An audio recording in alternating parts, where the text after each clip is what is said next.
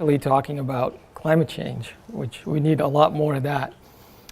So I'm going to tell you about what we're doing with businesses on adapting to climate change.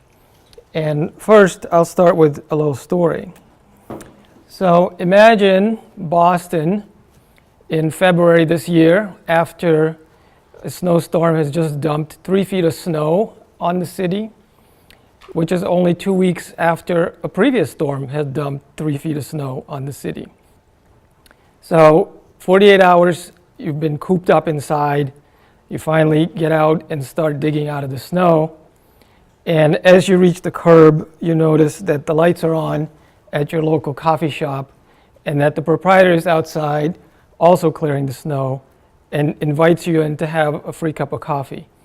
Now, how is it possible that this coffee shop is open despite back-to-back record-breaking snowstorms? It's through careful planning and adaptation. And I'll tell you a little bit more about how we're contributing to that.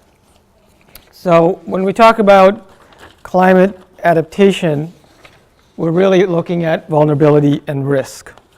So vulnerability is really what things can damage your business or your community. But there are many things that could do damage: asteroid impacts, zombie apocalypse. Of course, it makes no sense to prepare for things that are very unlikely. So that's where risk comes in. So risk is the vulnerability multiplied by the probability or the likelihood that the event would actually come to pass. So businesses, of course, are vulnerable everywhere, but especially in coastal areas, businesses are vulnerable to sea level rise and extreme weather events. And what we also find is that different sized businesses have different kinds of risk. So let's break that down a little bit. So small businesses often operate on very narrow margins, and losing a day or two of business can have a major impact. If the restaurant cannot open for a couple of days, they're going to lose a lot of money. In Boston, during the snowstorms, legend has it that some businesses actually had the employees staying overnight at the business so that they could avoid the impossible commute in the morning and be there to open their business. The American Sustainable Business Council found that 50% of small businesses do not have a disaster recovery plan. After Hurricane Sandy, 25 to 30% of small businesses did not open within 1 year after the storm. And according to FEMA, almost 40% of small businesses do not reopen after being struck by a disaster. So clearly, small businesses are greatly at risk from climate change, and they are also the least able to prepare. Now, medium businesses tend to face different problems. One of them is protecting their information technology. A lot of times, medium-sized businesses have not yet moved into the cloud, and so they still have their information technology on site. And this exposes them to extreme weather events. Again, in Boston this past winter, we had a lot of roofs leaking because of ice dams from all the snow. And we had situations where that water damage was affecting computers and hard drives and exposing the companies to losing critical information. Now, this is also a significant climate justice issue because a lot of times these businesses are in areas that are already economically depressed or underdeveloped, and so the business is at risk, and so are the jobs of their employees, who are themselves more vulnerable economically.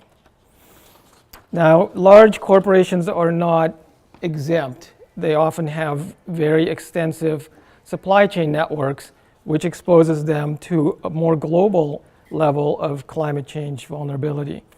For example, in 2011, 7 Generation, a large nationally known producer of environmentally sustainable products, which is located in Vermont, had to close temporarily after Hurricane Irene.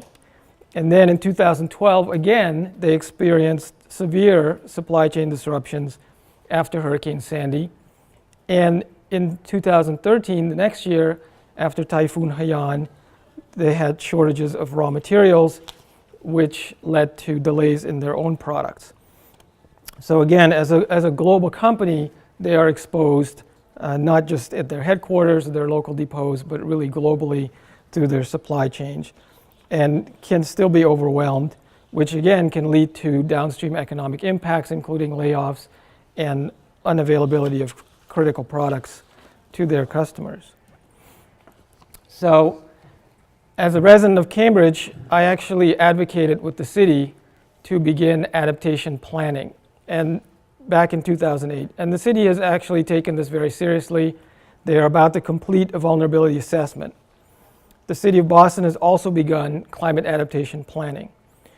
But each community has limited resources, and Cambridge and Boston are very wealthy communities, but smaller communities that have even fewer resources cannot afford to do this kind of extensive planning.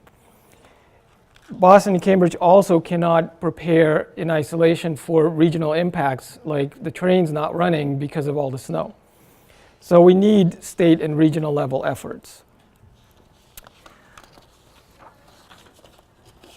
In Massachusetts, CABA, the Climate Action Business Association, has joined in a coalition to advocate for the Comprehensive Adaptation Management Plan, or CAMP, which is a legislative effort to build on and operationalize the 2011 Climate Adaptation Report that was produced by the Patrick administration.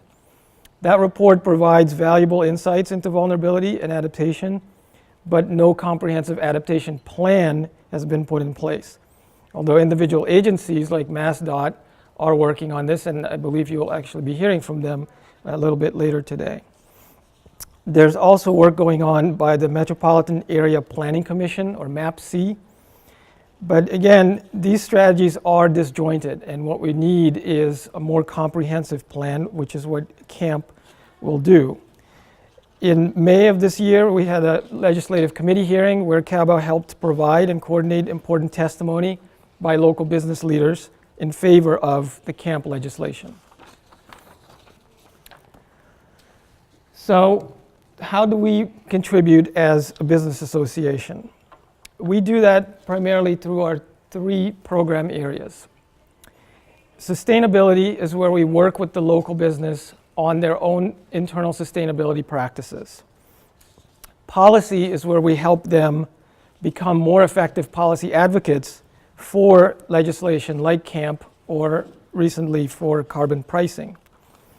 And then community is we build a stronger community of business leaders and organize events so that they can be more effective in taking action. Over the past 3 years, for example, we've organized events around extreme weather impacts on local business, solar policy in Massachusetts, and on carbon pricing. We have 2 specific programs that I'll tell you about that we ran in the last 2 years. One is called Businesses Acting on Rising Seas. This was a campaign we ran in the summer of 2014. We sent a team of trained volunteers and staff to go door to door in Boston to talk with small and local businesses about the dangers of sea level rise to their business, our communities, and our economy. Businesses that agreed to participate were provided with a decal to display in their window and an information packet so that they could communicate their awareness and concern about sea level rise.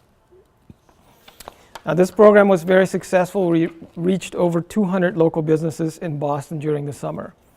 Next year, we plan to expand this campaign to reach hundreds more. And we're preparing, in collaboration with the City of Boston, to organize an event this winter that will focus on climate adaptation for local businesses.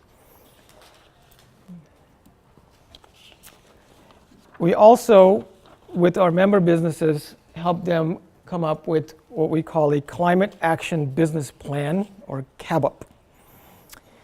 And each participating business, we help them identify opportunities to reduce their energy consumption and their waste generation, which also saves them money. And I help them identify specific vulnerabilities to climate change and strategies how to address that.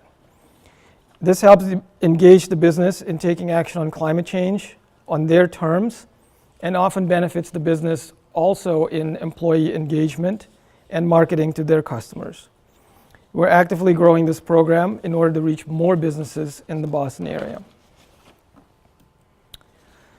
So, in conclusion, climate adaptation is critical to our future and to our economy. At CABA, we work very hard on policy solutions to help prevent future climate change intensification, but we have to acknowledge that climate change is already getting worse and that this will continue for decades to come. Businesses play a critical role in this process because their voice is taken very seriously by policymakers. That's why we have an integrated strategy at CABA to engage with businesses on their own sustainability and on policy advocacy. This is an issue that needs cooperation on all levels. And to survive, we have to work together to prepare for the worst and to avoid catastrophe.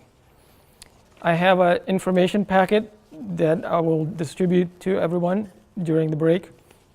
And we're always happy to take questions and give you more information and put you in touch with local business leaders who are participating in these programs and taking action on climate change. Thank you.